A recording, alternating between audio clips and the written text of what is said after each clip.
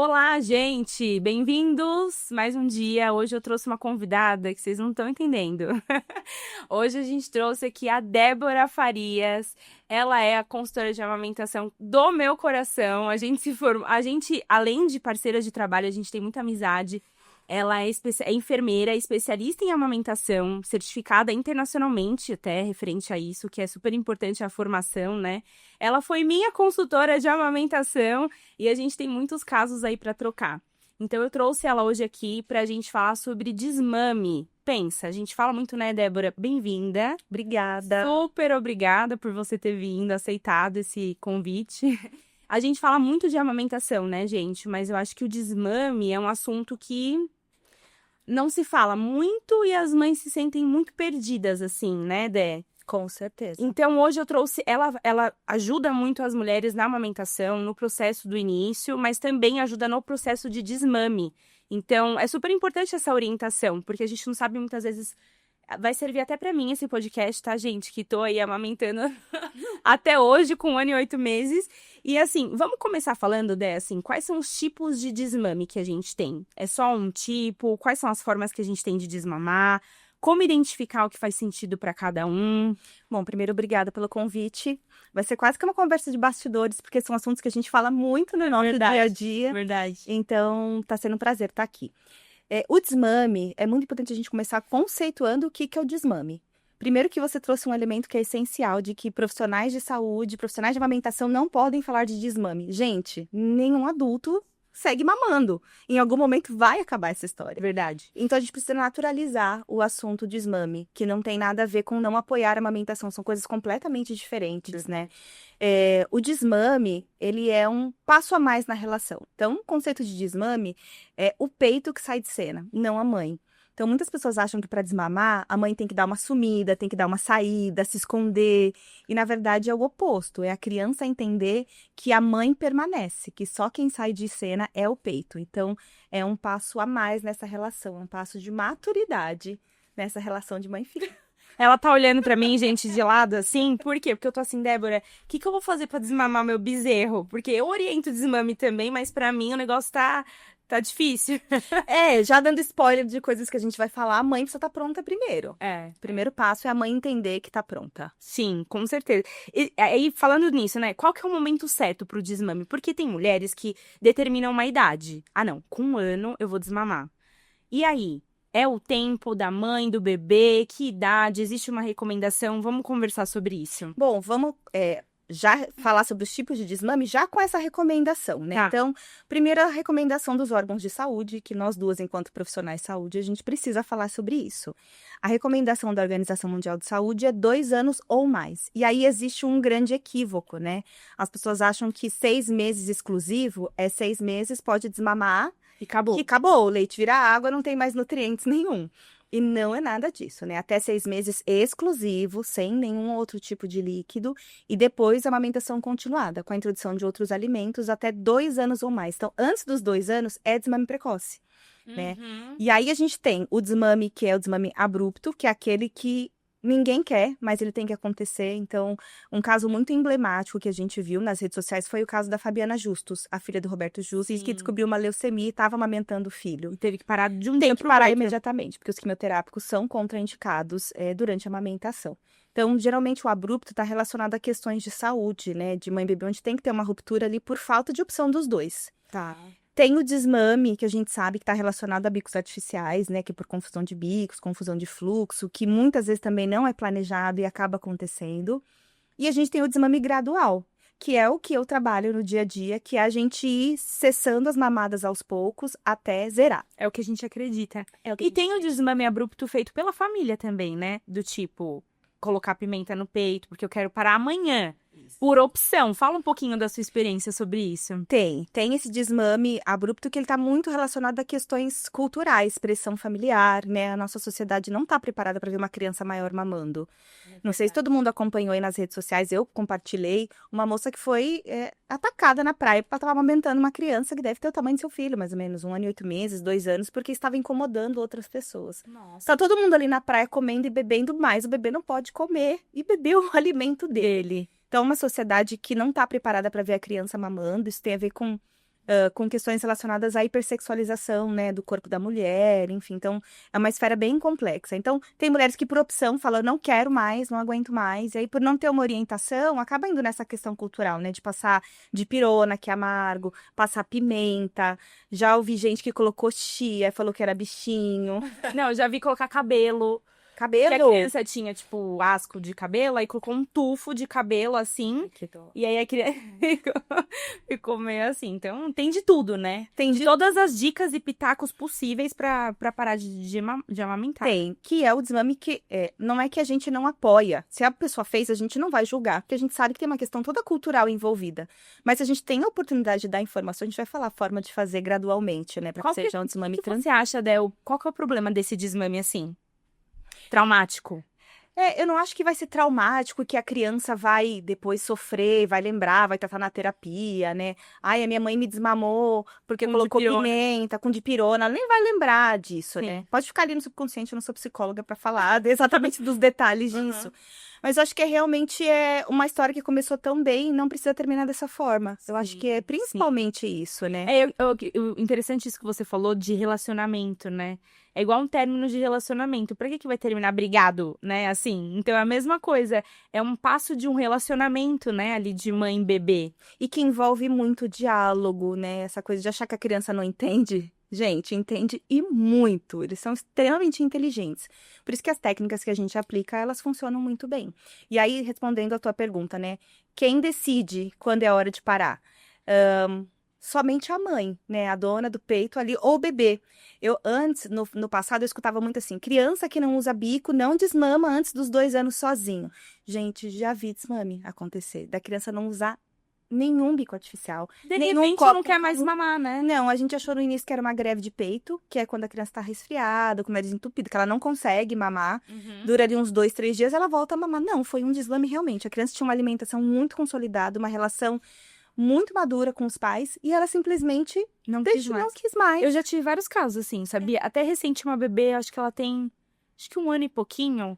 A mãe falou, doutora, ela de repente começou a recusar, não quis. Sim. Ai, é o sonho de toda mulher, né? Eu tenho uma outra família também que fala, doutora, meu sonho, ela também é super apegada, assim, na amamentação. Meu sonho é ela parar. Eu não tenho como decidir isso, eu queria que ela parasse. Que é o desmame natural. É. Que é o desmame natural, que vai acontecer, em média, entre 2 e 6 anos de idade. A grande maioria acontece antes disso, porque a criança vai entendendo esse passo a mais na relação. Uhum. Qual foi a maior idade, assim, que você acompanhou de bebê mamando? 6 anos. 6? 6 anos. Foi um desmame natural. Mas a grande maioria que vai acontecer naturalmente, né? Que a família não me procura para fazer o desmame, mas eles me contam. Tá ali na casa dos 4 anos. E procura para desmame é muito difícil aparecer antes dos 2 anos. Sabe o que aparece antes dos 2 anos? Uma mãe cansada, que não quer desmamar, mas ela precisa organizar. A rotina. Ela me procura e fala, Débora, eu quero desmamar. Eu tô exausta, eu voltei a trabalhar. E com 1 ano e 8... É a idade que o Joaquim tá.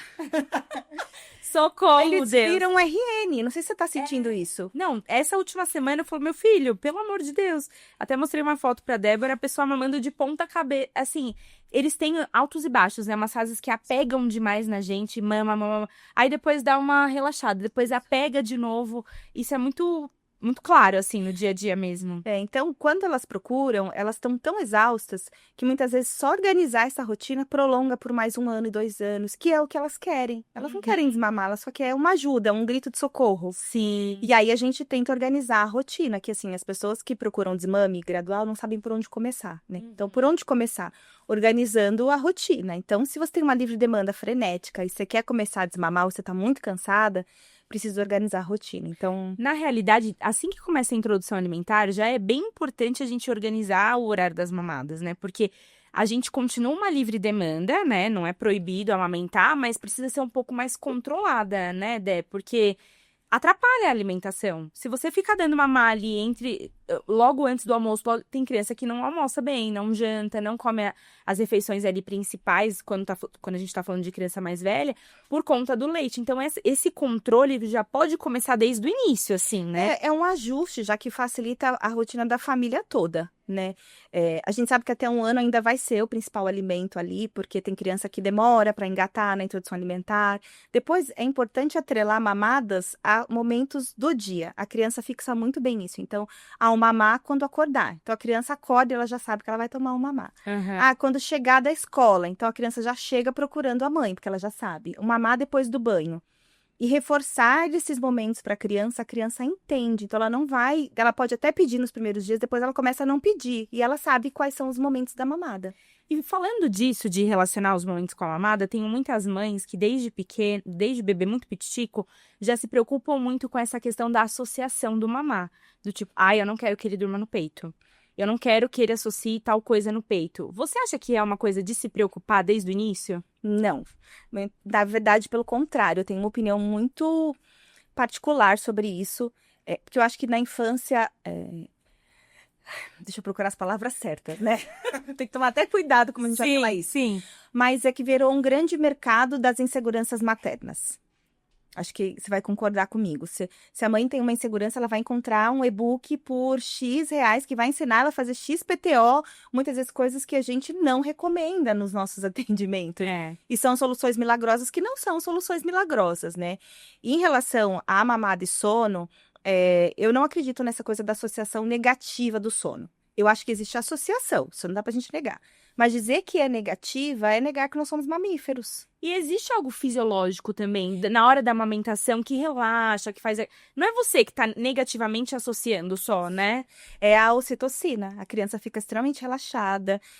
O bebê não produz melatonina sozinho. Então, à noite, ele dorme bem porque tá ali no peito recebendo melatonina. Então, existe uma associação, existe. Mas não dá pra dizer que ela é negativa e que isso tem que ser um problema e que eu tenho que treinar o RN pra dormir sozinho. Pelo contrário, a gente não recomenda, né? A gente recomenda que tenha ali um sono com supervisão nos primeiros meses. Depois, sim, é importante ir fazendo um ajuste para que fique confortável para toda a família. Seja uma opção por uma cama compartilhada ou seja um sono supervisionado no quarto do lado. E aí a decisão é da família. Aí você, enquanto pediatra, vai fazer todas as orientações aí para que seja seguro. Né? Uhum. E essa questão da associação, assim, por exemplo, a associação quando a criança cai e se machuca. Você acha que é saudável? Eu acho. Amamentar para acalmar? Eu acho, porque tem muitas mulheres que no processo de desmame, desculpa te cortar, que tem essa dificuldade, porque tudo relaciona ao peito, né? Caiu, peito. Se frustrou, peito. Sabe assim? Então, para crianças maiores, isso começa a ser um problema, assim, com o desmame até. Mais difícil, né? É a mãe entender que o choro da criança, quando você não dá o peito, não é um choro de sofrimento. É de frustração. E frustração a gente vai lidar na vida toda. Sim. E ele vai se frustrar a primeira e a segunda vez que você não der o peito para acalmar quando ele cair. Só que você vai ofertar outra coisa de conforto no lugar, que é o abraço, que é o beijo da mamãe que sara o dodói, que é vamos ver a janela que você gosta, vamos ver o carro. Então, aplicar o que a gente chama de técnica de distração. Né? Então, a técnica de distração. Você muda a atenção da criança para outra coisa. No caso, se ele se machucou, você vai ofertar outra forma de conforto. Que é o medo das mães. Mas ele vai continuar sofrendo porque eu não vou dar o peito. Não, tá tudo bem. Então, por isso, primeiro, a gente tem que trabalhar a mãe. Dela tá segura e firme. E entender que vai ter choro. Sim. Não existe desmame sem choro, né? Só se for o natural. E mesmo o natural, às vezes a criança maior, de 4, 5 anos, ela vai fazer carinho, ela vai dar tchau pro tetê, ela vai falar que sente saudade. A gente vê isso. E aí que eu me divirto. Às vezes a mãe desmamou a criança com 4 anos porque ela ficou grávida. E aí ficou com muita sensibilidade, fez um desmame abrupto. Porque ela tava com muita dor, não conseguia mais amamentar o maior. E aí quando nasce o bebê, eu vou atender, eles ficam olhando. A mãe fala, você quer? Eles... Eu falo, você quer que eu ponha num copinho pra você tomar? Eles tomam. Sério? Ela fala, mas até pouco tempo atrás era pendurado o dia inteiro. Então, assim, é uma relação que amadurece, que... Como a amamentação não é só alimentação... A criança entende que todo o restante de conforto, de sono e de presença tá ali, na mãe. Sim, muito bom. E como conduzir esse processo gradual, Dé? Como que é essa condução, assim? Primeiro, a gente precisa ver se a mãe tá pronta.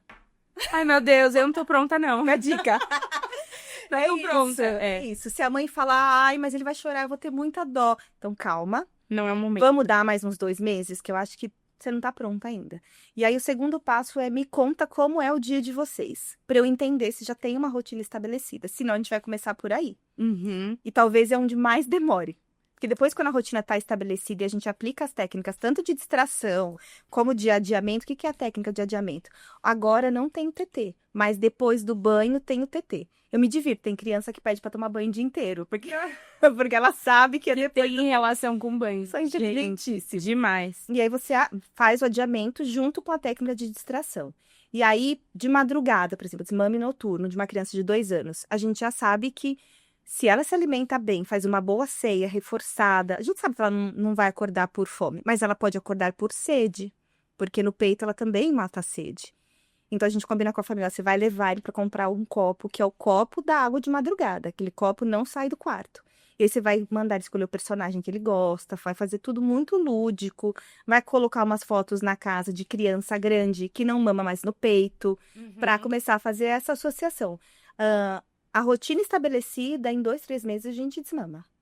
A gente não, né? A mãe desmama. Se ela seguir firme, né? Porque às vezes começa, final de semana e cede. feriado acaba tudo. É. Então ela tem que estar firme. E a gente olha até o calendário. Vamos ver o que tem pro calendário? Se vai ter Sim. feriado, se você vai viajar, se você vai pra praia e vai ficar de biquíni ali, meu amor, com o open bar disponível, vai acabar o E processo. tem também vários gatilhos, né, nesse processo de desmame. Exemplo, o bebê adora mamar no sofá. Aí você tá lá deitada no sofá com uma cobertinha, o que que ele vai querer? Mamar, né? Isso. Então isso também é algo que você orienta, Dé? De, tipo, Sim. trocar os gatilhos, observar isso? Com certeza. Então, assim, quais os momentos... A gente orienta a fazer coisas que a gente fazia no começo, de ter um lugar para amamentar. Porque no começo a gente fala assim, ó, senta, procura, não importa se você não tem uma poltrona, mas senta reta, num local confortável, para você ajustar, pega, posicionamento. Toda aquela dificuldade inicial que já não existe mais, Joaquim, de ponta do cabeça. céu. A gente vê quais Difícil. são esses lugares e fala, vamos ter um lugar fixo para a criança associar que ali também é o cantinho do mamá. Porque se na hora que você pegou a cobertinha, apagou a luz, ele vai vir. Super difícil, né? Pra organizar isso, eu acho. Porque às vezes no dia a dia ali, tô falando até por mim, assim. Às vezes fala, não quero dar agora nesse momento. Mas, nossa, é tanta coisa pra fazer que fala, tá bom, vai, toma um pouquinho e daqui a pouco a gente resolve outra coisa. Porque você tem tantas as coisas, tantas demandas ali pra ele se frustrar, que às vezes o peito você acaba cedendo, né? Quando a gente não tá preparada, né? O fato é você tá firme naquela decisão e seguir ali fielmente os horários e eu acho que o pior, mais difícil é essa questão da frustração, de você segurar a bronca da frustração da criança, né? Sim, é porque você tem que estar preparada exatamente para lidar com esse momento, igual você comentou. Às vezes eu tô com tanta coisa para fazer e ele quer o peito. Eu não tô com tempo agora para trabalhar as outras questões, a parte lúdica, então eu vou ceder. Por isso que tem que ter um planejamento de quando fazer o desmame, porque exige disponibilidade. Assim como o começo da amamentação exige a disponibilidade de noites acordadas, superação da dor, superação das complicações iniciais, o final também exige ali uma certa dedicação. Disponibilidade para você acolher a criança de outra forma, saber o que fazer, né? Porque é realmente muito difícil. E o que fazer se ele chora? Se a criança chora no desmame? Acolher de outra forma.